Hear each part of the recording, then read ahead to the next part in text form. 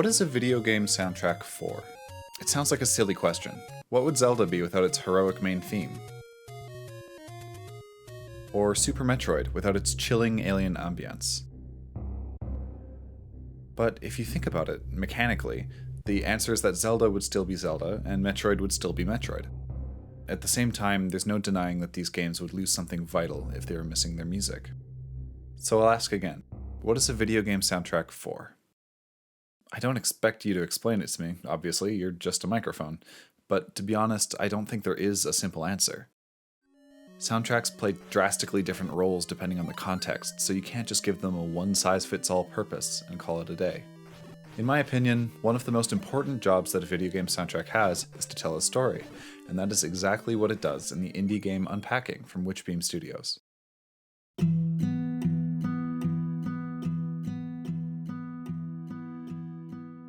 Unpacking is a point-and-click puzzle game that got pretty popular for a while on release in late 2021. Oh god, I'm really late to this bandwagon, huh? In Unpacking, you follow the story of a girl through a series of turning points in her life. In each level, you unpack the protagonist's belongings into a space that she's moving into. A new bedroom, a new apartment, so on and so forth.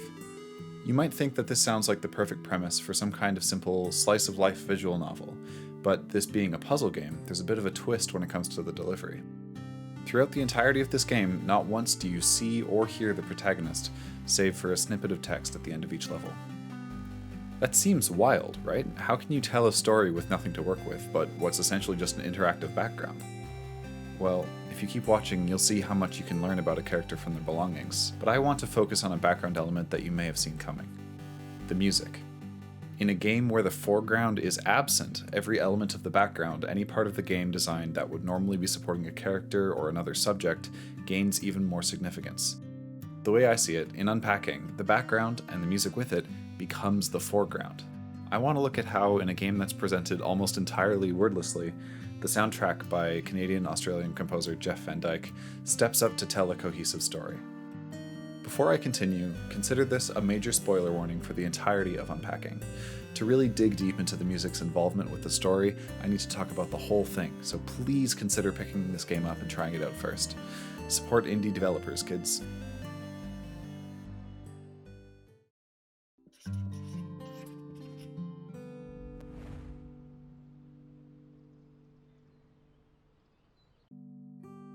The game begins with a small child's bedroom, small enough to teach you the ropes of the mechanics without getting too complex, and big enough to paint a picture of our protagonist and her interests, from a small handheld game console to various art supplies to a soccer ball and a trophy.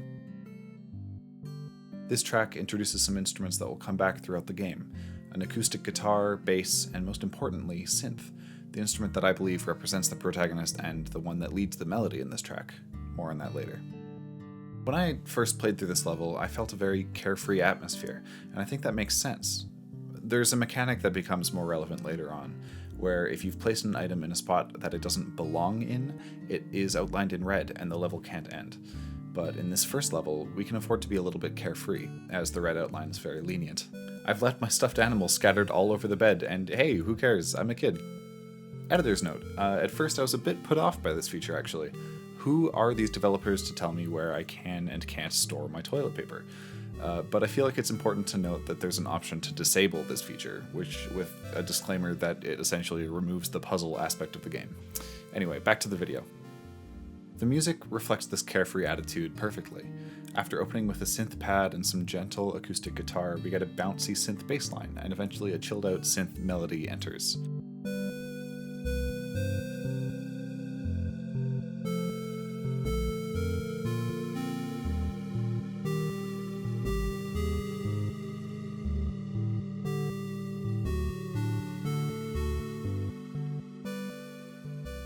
It just makes you feel like a kid again, doesn't it? There is one more quirk to the soundtrack that I want to talk about here. In every level, after a few minutes of music, the soundtrack fades away and leaves behind the ambient noises of the room and the world outside the room.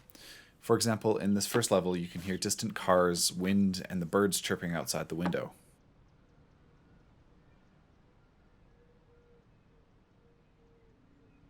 Leaving out the music like this also allows you to hear the incredible sound design of the interactive elements of the level. Every object has a different sound depending on what surface it's placed on. plastic on shelf, metal on floor, stuffed animal on floor, etc. These various sounds don't only sound believable, they sound pleasant. Sometimes I would pick up and put down an object several times just to hear the sound it's made as it's placed into the room. Incredible sound design aside, I feel like the choice to drop the music for a bit really pulls the player into the immersion, if you'll excuse the buzzword. After all, unpacking your belongings into a new home is often a quiet, intimate experience, and the brief lack of soundtrack really captures that atmosphere quite well.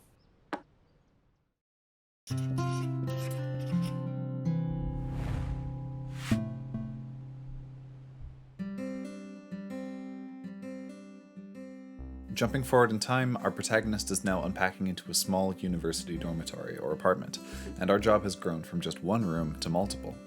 This slight increase in scale does two things, I think. In a mechanical sense, it gives the player a sense of progression, since there's more space to fill, the game is a little bit harder. But it also shows a bit of the protagonist's independence. Now, instead of just having her own bedroom to worry about, she has a whole apartment to unpack. And thanks to the addition of multiple rooms, I came across a fun little piece of sound design. Not only does every object have a unique sound depending on what surface it's being placed on, each room also has its own unique acoustics and background sound. Take a listen to the difference between the echoey bathroom and the dry bedroom in this level.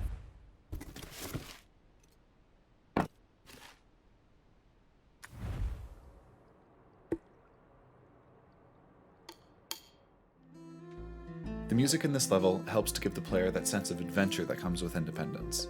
Like that last level, we have acoustic guitar, bass, and synth, but this time the music has a sort of driving, determined feeling. It's clear that the protagonist isn't just a carefree kid anymore. Now she has dreams and she's taking a new step into the future. For the most part, this track feels very hopeful, but at one point midway through we get this darker section where the bass drops away, and we're left with an almost foreboding guitar. To me, this mirrors the apprehension that the protagonist may be feeling moving into a new place. But in the end, hope and optimism prevail as this A-flat major chord breaks through the surrounding A minor.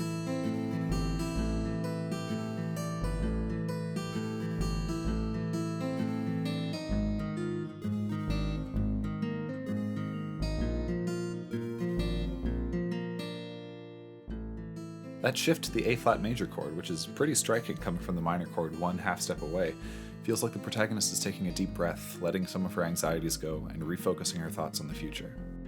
As an aside, I promise to not go too crazy with the music theory on this channel. One of my main goals is to keep the appreciation of game music accessible, even to non-musicians, but sometimes a little bit of theory can help to get my point across.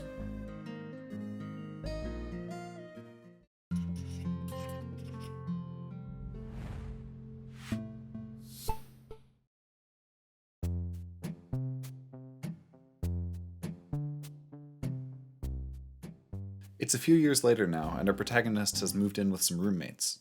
One of my favorite things about this game is how much character building it can do without a word of dialogue or ever showing the characters themselves on screen. For example, just by looking at some things around the apartment, we can tell that our new roommate is into cosplay, D&D, and bugs. Onto the music though. This level's track is peppy, and definitely more carefree than 2004. It also includes some rhythm guitar and percussion, two instruments that weren't around in the last track. This is all just speculation on my part, but like I said earlier, I think the synth represents our protagonist, and this added percussion and rhythm guitar represents the roommate. In any case, the instruments fit together really well, as the percussion and rhythm guitar combo sets the scene well for the melodies in the lead synth and acoustic guitar. In a game where you have to discern the story from the background elements we're given, I don't think it's much of a stretch to consider this kind of symbolism in the music as being relevant. Now, I wonder if there are any other characters that are represented in the soundtrack.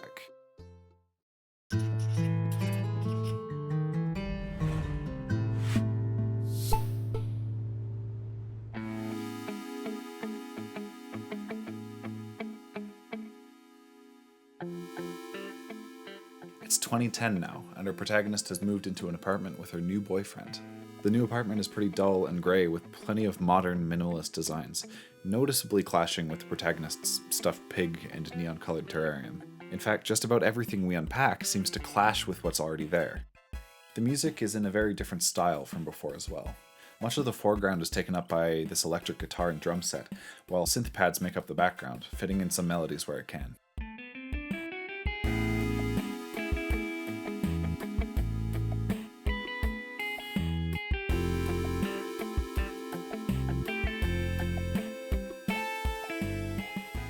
This mirrors the level's gameplay as well, which was the most frustrating in the game for me. It feels as though there's no room left for us, and we have to awkwardly fit in where we can. Even the walls are filled up with our boyfriend's framed posters, and the most gut-wrenching part is that our diploma only fits in one spot, under the bed. The protagonist ends this level with one small piece of text. Barely managed to fit myself in here.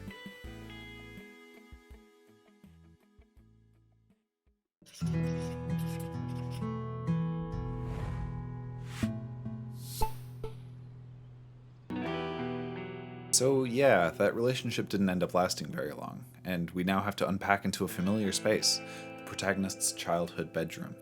The focus of the music is now on this dejected electric guitar. If we stick with my instruments represent characters theory, I think that this electric guitar still represents the boyfriend, and our protagonist's bittersweet post-breakup memories of him.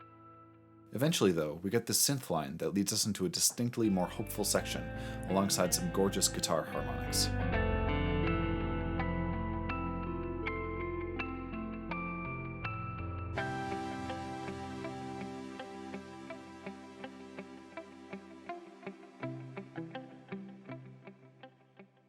I think this shows the protagonist moving on, looking at the bright side, all that. But even still, we get some pangs of sadness every once in a while with minor sections in the electric guitar.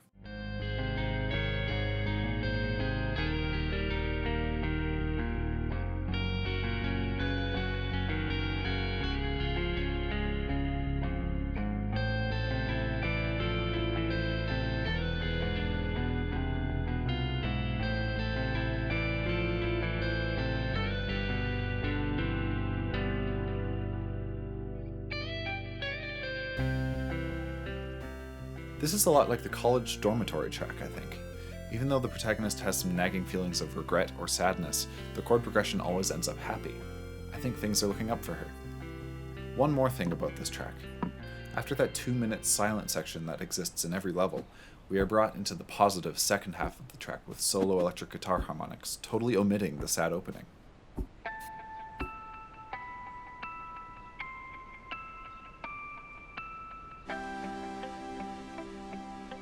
I don't know what it is, but when the music started again, I was just blown away. I think you can even see my cursor stop dead in its tracks when those harmonics come in. Somehow, I feel like after that long, contemplative silence, those harmonics just hold so much more weight.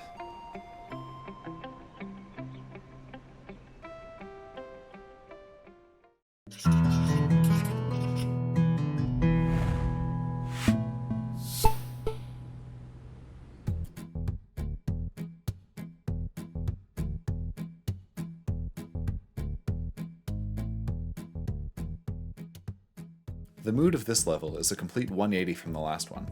Our protagonist is moving into her own place, and the tone has definitely shifted for the better. The music has gone back to that original trio as well, just synth, acoustic guitar, and bass. No sad electric guitar in sight. I honestly don't even have much to say about this level if I'm being honest, it just feels good. I even have it written in my notes that I stopped taking notes altogether, because the vibe made me so happy. The music of this level deeply affected me as a player, and honestly I think it's the one element that affects the context of the level the most. Like, can you imagine this with the last level's music?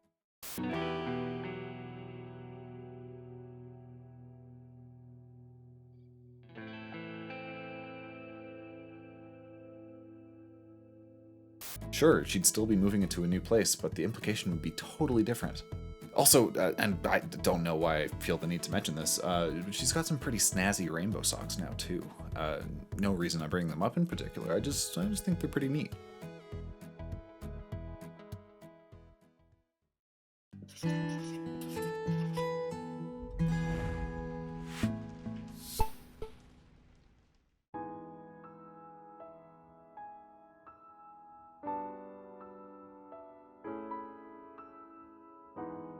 In a lot of ways, this level begins like 2010, the one where the protagonist is moving in with her boyfriend. The vibe is totally different from the previous level, and we open with a solo piano, an instrument we have never heard before. But as soon as the synth comes in, the similarities fade away. Where in 2010 we had the different elements of the soundtrack competing against one another, in this track the piano and the synth are partners, working together equally.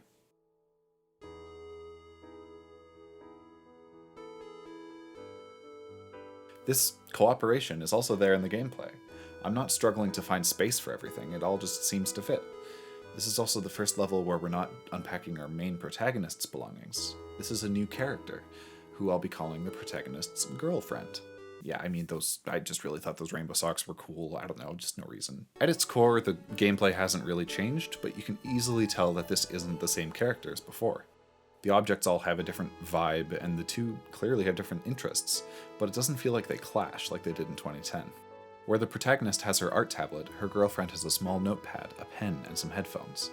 Maybe she's a journalist or a writer. Either way, this is a great example of how this game expertly uses the background elements to flesh out the character design. To end this level, there's one more comparison to 2010, where that level ended with, barely managed to fit myself in here. This one instead has text that reads, so much more cozy now. Feels like a home.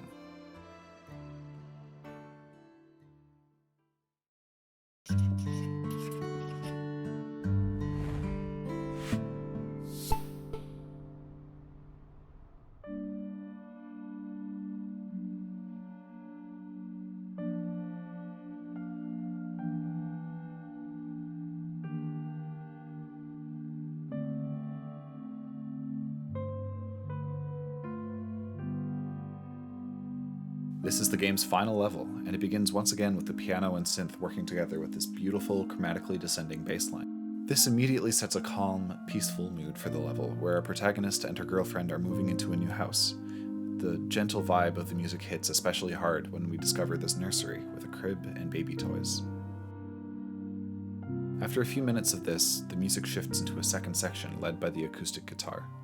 The vibe is a little bit more upbeat, but the synth pads in the background still hang on to that calm feeling established at the beginning. I think that this section in particular sums up the vibe of the entire track really well. In this level, after that first 2-minute silence, the music starts back again with the upbeat second section like it did in 2012, skipping the introduction with that chromatic bass line. But then, after the second 2-minute silence, we actually go back to the very beginning of the track. Once again, you can see my cursor stop on its tracks when the opening plays after the second silence.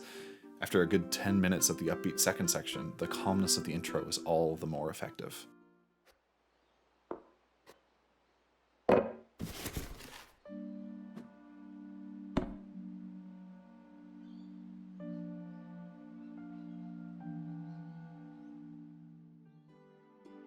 And trust me, there's plenty of time to get through that much music. This level is long, and probably the most challenging in the game, despite its calm, pleasant music. It's not difficult in a frustrating way, like the boyfriend's apartment was, more just in a this house is huge way. And honestly, unpacking a full-sized house is a complicated process. It should be pretty time-consuming. And it is the final level of a puzzle game, so that does make sense. There is one last thing I wanted to mention before we wrap up this game, and that's that this pig plushie that the protagonist has brought with her whole life now belongs in the baby's room. That has nothing to do with the soundtrack or anything, I just think it's adorable.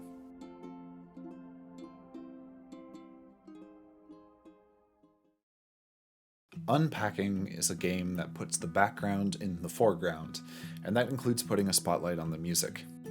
There are so many times that the music impacts the context of a level, or represents a character, or even represents the relationship between two characters. I think at this point there's no denying that the music is just as crucial as everything else we unpacked out of those boxes, and impact the story just as much as any of the other background elements. So one more time, what is a video game soundtrack for? There are still so many answers to that question, but my favorite one is this: a soundtrack is for telling a story.